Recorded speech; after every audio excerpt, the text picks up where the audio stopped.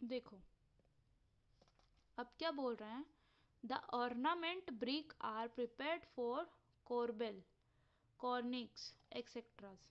ठीक है, ornamental brick मतलब बेसिकली हम ऐसी ब्रिक कोई सी बना रहे हैं जो हमारे ये स्टोन्स से कटिंग कर करके हम उस प्रकार की ब्रिकों को आकृतियां दे रहे हैं। ठीक है, मतलब बेसिकली वो स्टोन की होती है मगर हमको उनको कट करके अपने मन मुताबिक या मन मुताबिक उनको शेप दे करके, ड्रेसिंग दे करके उनको ब्रिक जैसा आकार बनाया जाता है। The engineering brick having considerable strength, इनको हम बोलते हैं इंजीनियरिंग ब्रिक्स। ठीक है, जो स्टोन के ऊपर कटिंग करके बनाई जाती है। इनकी स्ट्रेंथ देख रहे हो आप कितनी ज़्यादा है, 50 से 80 न्यूटन पर mm², 1 mm क्रॉस 1 mm के जो एरिया होता है उसके ऊपर ये इतना लोड झेल लेती है।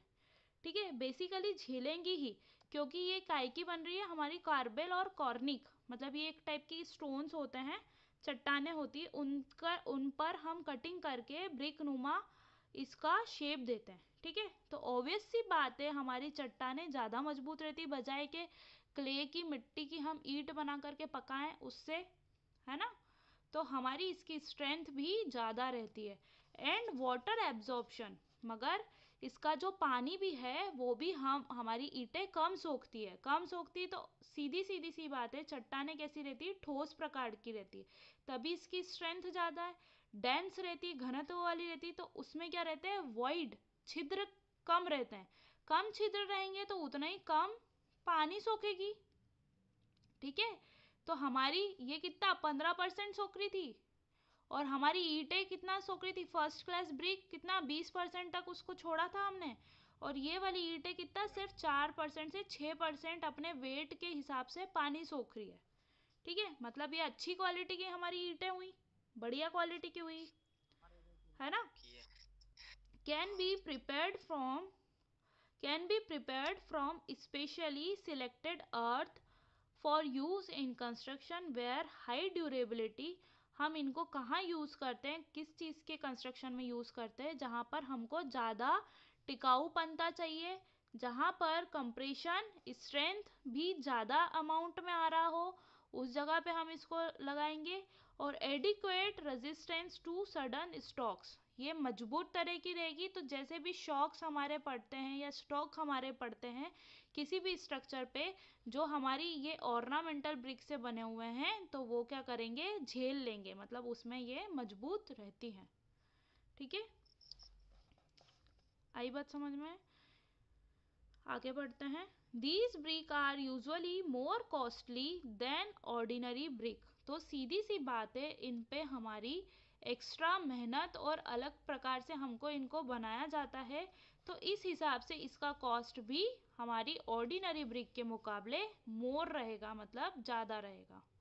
ठीक है, बट दे ग्रांट सेफ, मगर ये कैसी रहती है, सेफ रहती है। क्यों सेफ रहती है, क्योंकि ये हाई हमारा स्ट्रेंथ झेल लेती है। ठीक है, क्लीन रहती है, साफ रहती है, और क्विक टू कंस्ट्रक्ट रहती है, मतलब जल्दी से कंस्ट्रक्ट हो जाती हैं। ठीक है, hands there cost is justify, इसलिए इसका कॉस्ट जो महंगा पड़ता है वो अपनी जगह पे जस्टिफाई करता है, मतलब भले पैसे तो लग रहे हैं मगर हमको चीज़ भी मिल रही है। ठीक है, इस तरह से by their excellent performance in situation for which they are purposely prepared, मतलब जिस चीज़ के लिए हमने इसको बनाया है वो अपना पूरी तरह से योगदान दे रही है, तो इस तरह से हमको इसकी कॉस्ट पे ज़्यादा ध्यान नहीं देते हैं, क्योंकि हमारा पर्पस पूरा हो रहा है। आया इतना समझ में।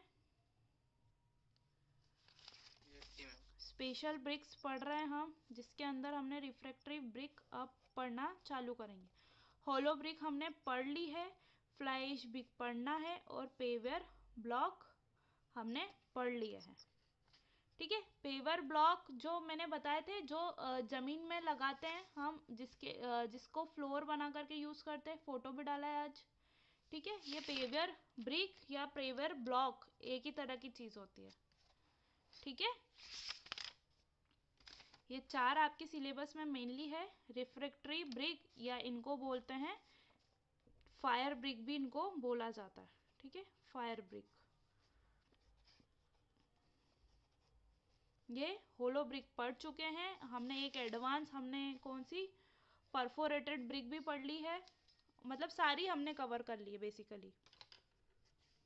अब आते हैं हम फायर क्ले पे, कि फायर क्ले क्या होती है, मतलब फायर मिट्टी क्या होती है, और फिर इससे मिलकर के बनती है हमारी फायर ब्रिक, ठीक है, जो हमको पढ़नी है।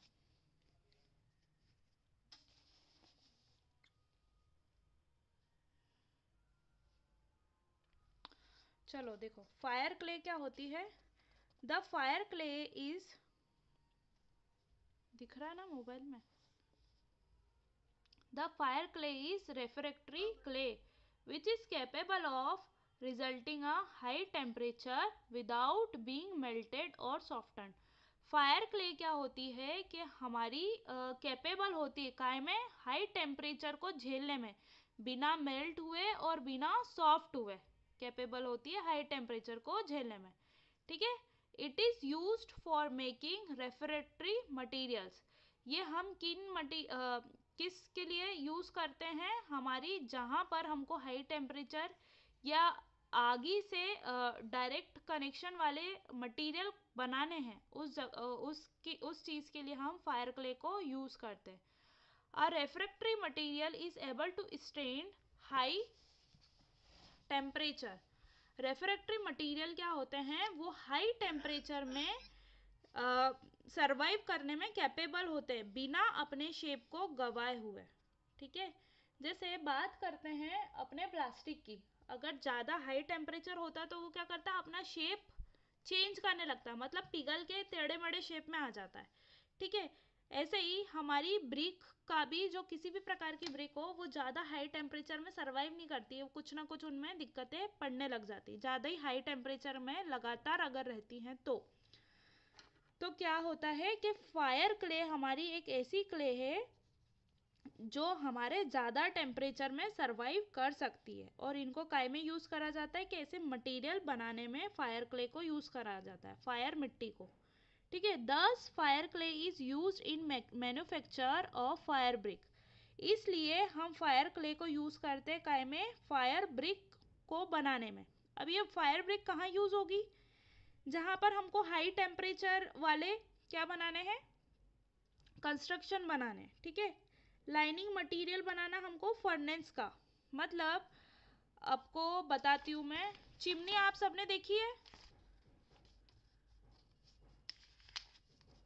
चिमनी देखी है,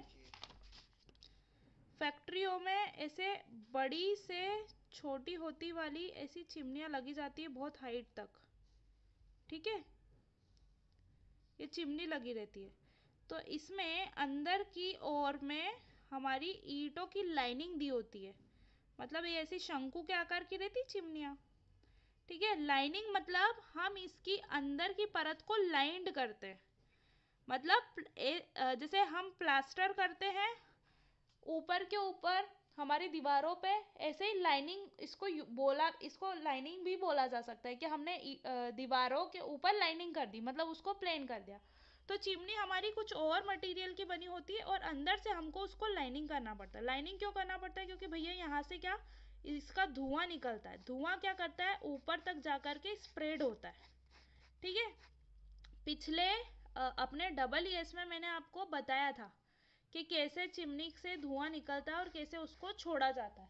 धुआं अलग अलग टाइप में निकलता है, ऐसे निकल के ऐसे जाता है, कुछ ऐसे ऐसे सेग्रीगेट हो जाता है ना, हवा के अकॉर्डिंगली वो चेंज होता जाता है।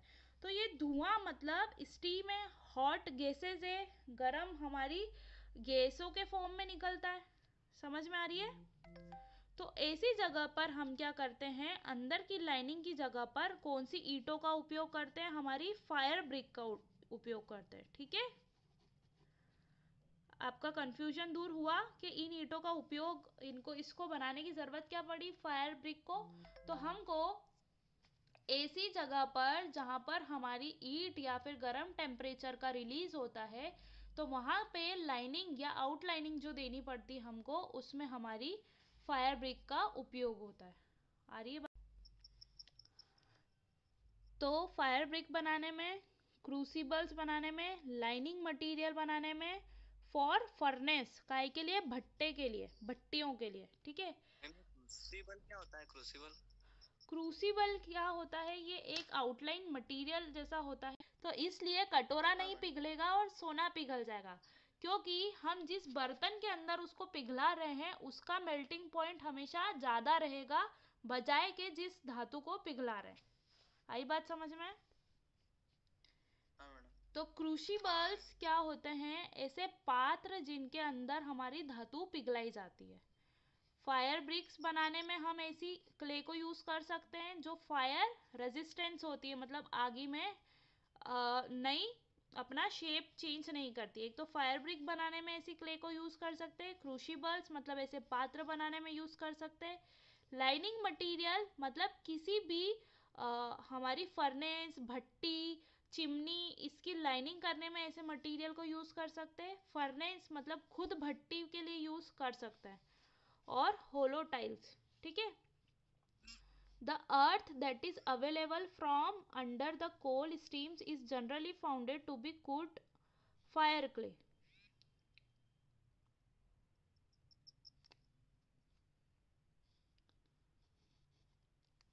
इसकी इतनी जरूरत नहीं है, बस फायर क्ले समझ में आ गया है ना, कि क्या होता है, हाई टेम्परेचर में ये अपना शेप डिस्टर्ब नहीं करती है, वो वाली मिट्टी को बोलते हैं हम फायर क्ले।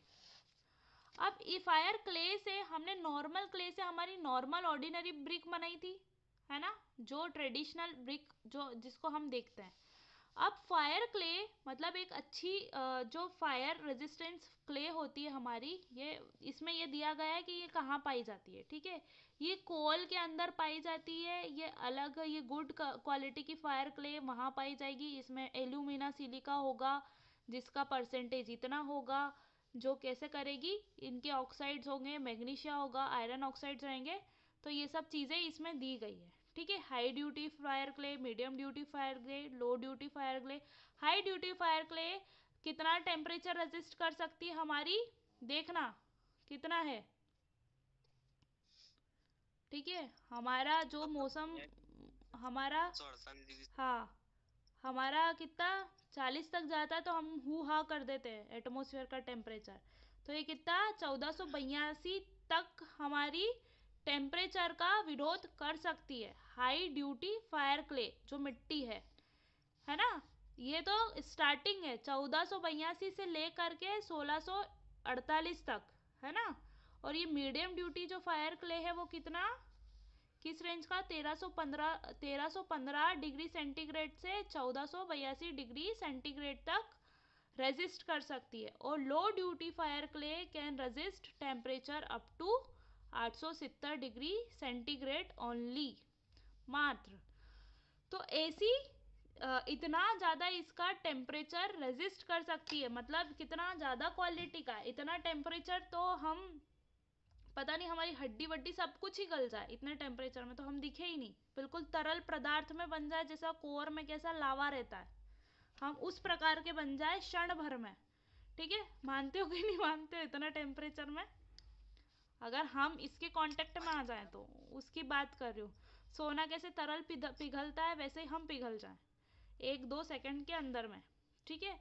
तो ये जो फायर क्ले होती है जिसका इतना टेम्परेचर रेजिस्ट कर सकती है, मतलब इतना टेम्परेचर झेल सकती है, उस क्ले से हम क्या बनाते हैं, फायर की ब्रिक, तो उसको बोलते हैं हम रिफैक्ट्री ब्रिक,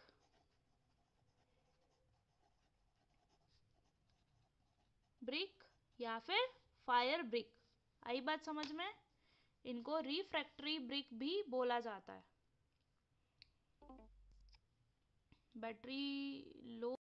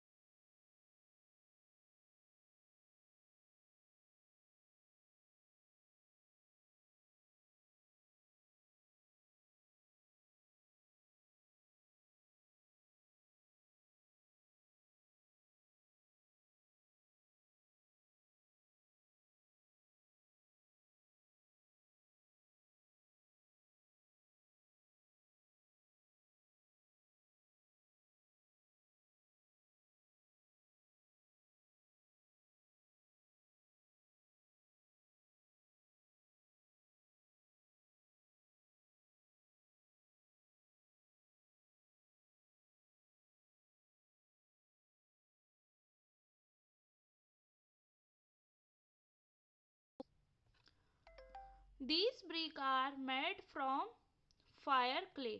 ये वाली ब्रिक हमारी फायर क्ले से बनती है, इसलिए इनको हमने क्या बोला है, फायर ब्रिक बोला है.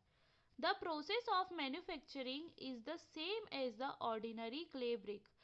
जैसे हम इसको ऑर्डिनरी क्ले की ब्रिक को बनाते हैं, उसी प्रकार से हम क्या करते हैं, फायर क्ले की ब्रिक को बनाते हैं.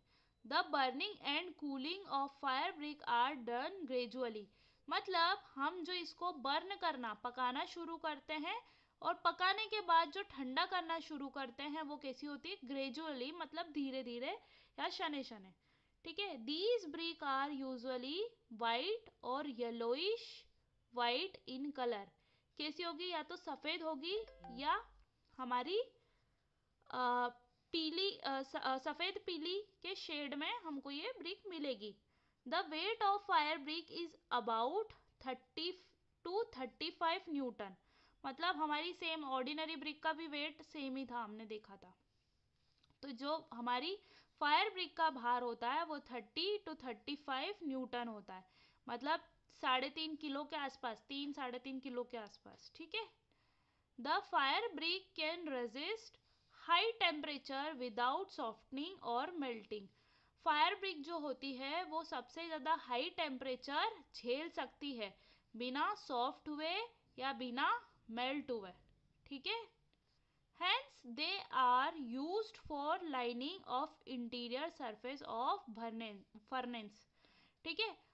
इसीलिए हम इनको कहाँ यूज करते हैं, लाइनिंग करने के लिए. किसकी लाइनिंग करने के लिए, इंटरनल सरफेस हमारे भट्टे की. मतलब हम जो भट्टा बनाते हैं उसकी अंदर की जो सरफेस होती है उसकी लाइनिंग हम किससे करते हैं, इन फायर ब्रिक से. क्यों, क्योंकि ना तो इसका शेप सॉफ्ट होगा, ना तो ये सॉफ्ट होगी, ना इसके शेप से बिगड़ेगी, ना ही ये पिघलेगी. ठीक है. इंटरनल सरफेस ऑफ फर्नेस मतलब भट्टी. चिमनीज मतलब हमने हमारी जो चिमनियाँ होती है उसमें. क्लीन्स मतलब ईंटों वाले जो भट्टे होते हैं उसमें. ओवन्स, देखो ओवन मतलब ये घर वाला ओवन मत इमेजिन करना. ओवन मतलब बहुत प्रकार के ओवन होते हैं जिसमें हमको टेम्परेचर ग्रेजुअल रखना पड़ता है. ठीक है. ओवन की इंटरनल सरफेस में भी यूज कर सकते हैं. प्लस फायर प्लेसेस जहाँ पे फायर हमारी जलती है वहाँ पर. ठीक है. The compressive strength of this brick varies from 200 mm to 220, sorry compressive दिख नहीं रहा है, क्या बोल रहे हैं. The compressive strength of these bricks varies from 200 से 220 न्यूटन पर mm². कितनी हाई है इसकी. ठीक है. अगर हम इसको तोड़ते हैं कंप्रेसिव टेस्टिंग मशीन में तो कितना लोड झेल लेती है 1 mm² एरिया पे, 200 से 220 के करीब. ठीक है. The percentage of absorption for this brick varies to 5 to 10. काय का एब्जॉर्प्शन परसेंटेज निकालते हैं हम, वाटर एब्जॉर्प्शन. ठीक है. तो कितना पानी ये झेलती है, सॉरी कितना पानी ये सोखती है, 5 से 10% का ये पानी सोखती है. आई इतनी बात समझ में. संजय आप बार बार मीटिंग, क्या कनेक्शन नहीं मिल पा रहा है क्या, नेटवर्क का प्रॉब्लम है.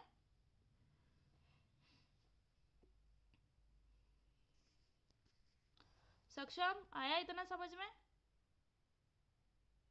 हाँ मैडम. क्या समझ में आया, रिपीट करो जरा पूरा. मैडम फायर ब्रिक को हम ऐसी जगह पे यूज करते हैं जहाँ पे मतलब बहुत ज्यादा हीट प्रोड्यूस होती है, जैसे कि चिमनी. और और मैडम आपने फिर मेल्टिंग पॉइंट्स के बारे में बताया कि हम जैसे एक गोल्ड को मेल्ट करते हैं तो उसका जो बर्तन रहता है या मोल्ड रहता है उसका मेल्टिंग पॉइंट गोल्ड से ज्यादा होता है. फायर ब्रिक के बारे में क्या समझ में आया, उसके बारे में वो तो मैंने उदाहरण दिया था. फायर ब्रिक क्या होती है, कहाँ यूज करते हैं, क्या इसकी कॉम्प्रेसिव स्ट्रेंथ होती है, कितना पानी सोखती है, कितना इसका वेट होता है, ये सब बताओ ना, कौन से कलर की होती है.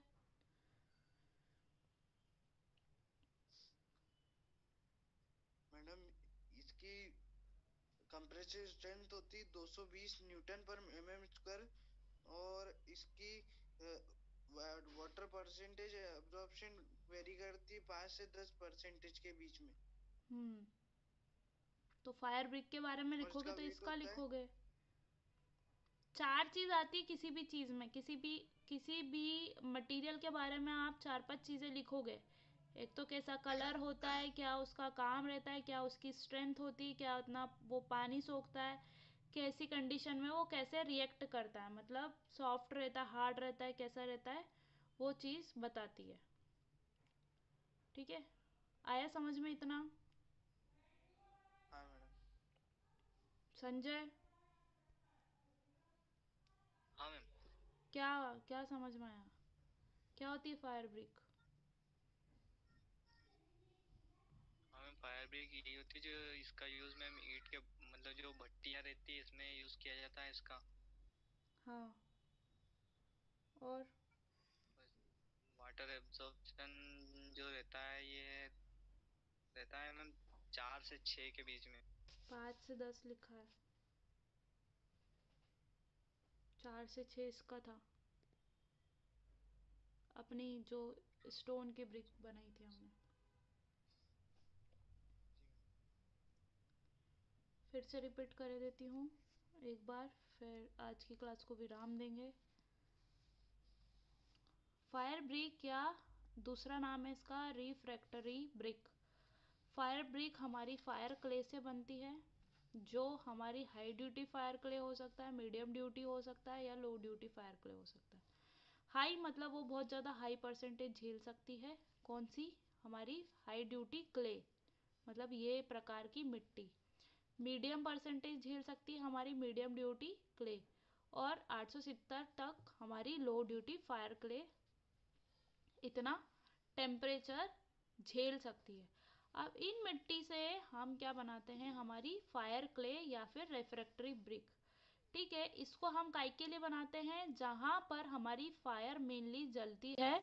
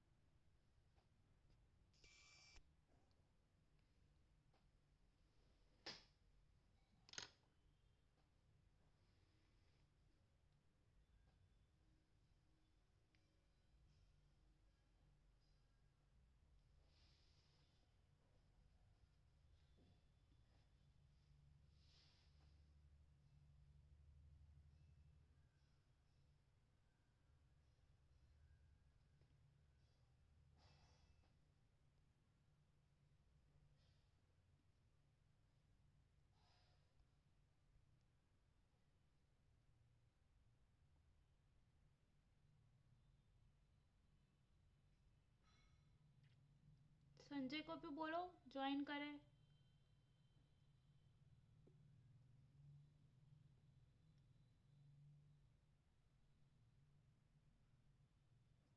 हेलो हाँ, मैडम, आपकी आवाज बहुत धीमी आ रही है। अभी आ रही है?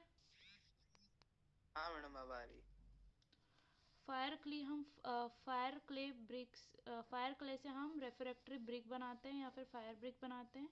इसका प्रोसेस कैसे होता हाँ। है बनाने का? हमारी जो ऑर्डिनरी ब्रिक बनाते हैं उसी प्रकार से हम इन ब्रिकों को भी बनाते हैं।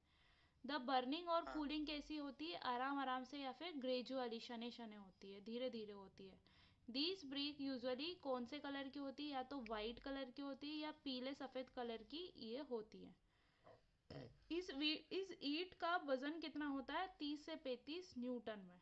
ठीक है, मतलब वही लगभग 3 से 3.5 किलो के बीच में एक ईंट का वजन होता है। फायर ब्रिक हमारी जो होती है, क्या हाई टेम्परेचर झेल सकती है बिना टेढ़ी मेढ़ी हुए, या बिना सॉफ्ट हुए, बिना नरम हुए, या बिना पिघले। ठीक है, या बिना पिघले हुए, मतलब क्या कर सकती है? वो हाई टेम्परेचर में सरवाइव कर सकती है। Hence they are used for lining. इसीलिए इनको कहाँ यूज करते हैं? भट्टों में। ठीक है, भट्टियों में, चिमनी में, ईंटों के भट्टों में भी, ओवन में भी और फायर प्लेस जहाँ पर हमारी फायर की प्लेसेस होती है वहाँ पर। The compressive strength of this brick, इस ईंट की जो हमारी कंप्रेसिव स्ट्रेंथ होती है वो कितनी हो सकती है? 200 से लेकर 220 न्यूटन पर एमएम स्क्वायर। ठीक है, इसका परसेंटेज ऑफ वाटर एब्जॉर्प्शन कितना हो सकता है? 5 से 10% ऑफ इट्स वेट, मतलब इसके वजन के 5 से 10% तक ये पानी सोख सकती है। आया इतना समझ में? Yes madam. ठीक है, कल की क्लास के लिए अपडेट रहना। हाँ मैडम। ठीक है, थैंक यू।